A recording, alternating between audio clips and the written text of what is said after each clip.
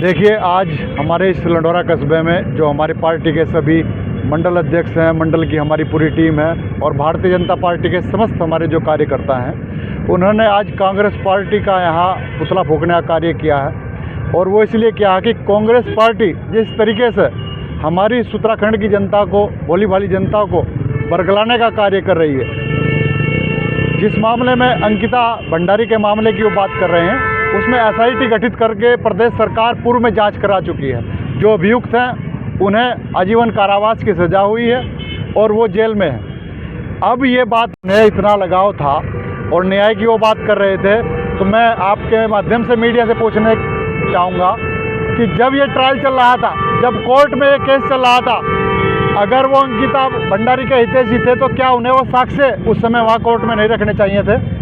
जब ये ट्रायल चला 1 साल, उसमें सारे गवाहों की गवाही हुई और सारा मीडिया ट्रायल हुआ, कोर्ट में ट्रायल हुआ। उसके बाद कोर्ट ने ये तय किया कि जब किसी मामले में SIT गठित होकर अभियुक्त जेल चलेंगे तो उसमें अन्य जांच की आवश्यकता नहीं है। तो मैं आप लोगों के मीडिया के माध्यम से यही निवेदन करना चाहूँगा कि इस कांग्रेस को सद्बुद्धि आए और जो जनहित के मुद्दे हैं उन्हें सामने रखें, अनर्गल बयानबाजी ना करें, गंदी राजनीति ना करें, इस उत्तराखंड की हमारी धरा को गलत वातावरण से दूषित ना करें। धन्यवाद। एक पति पत्नी आपस में क्या बात कर रहे हैं, तो वो अगर कोई बात किसी के समक्ष कह रहे हैं तो वो आरोप लगा रहे हैं, ठीक बात है, लेकिन आरोप में उनके अगर हैं तो साक्ष्य उनके दें। और साक्ष्य अभी क्यों दें?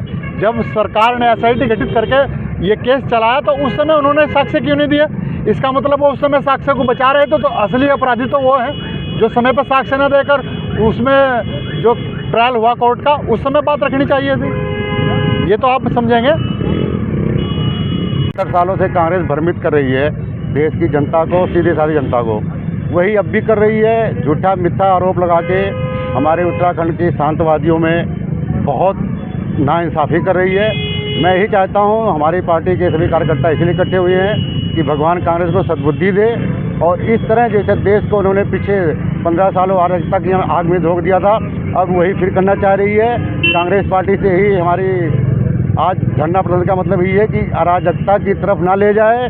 देश हमारा बहुत आगे जा रहा है और ये वही चाहते हैं कि फिर देश हमारा अराजकता में जाए। झूठे आरोप से कुछ नहीं होने वाला। अगर उनके पास कोई सबूत है, कोई प्रूफ है तो कोर्ट में दिखाएं या हमारी संगठन को दें, हम उसका करेंगे, लेकिन आरोप लगाने से कुछ नहीं होने वाला।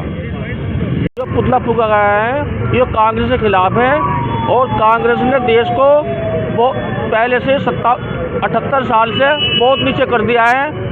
अब हमारे नरेंद्र मोदी जी देश को बहुत अच्छी तरह से चल रहे हैं। आज देश की जो ताकत है पूरे वर्ल्ड मानता है और इनका यही हिसाब है कांग्रेस पार्टी का, पाकिस्तान और बांग्लादेश के हिसाब से ये हमारा हिंदुस्तान चले।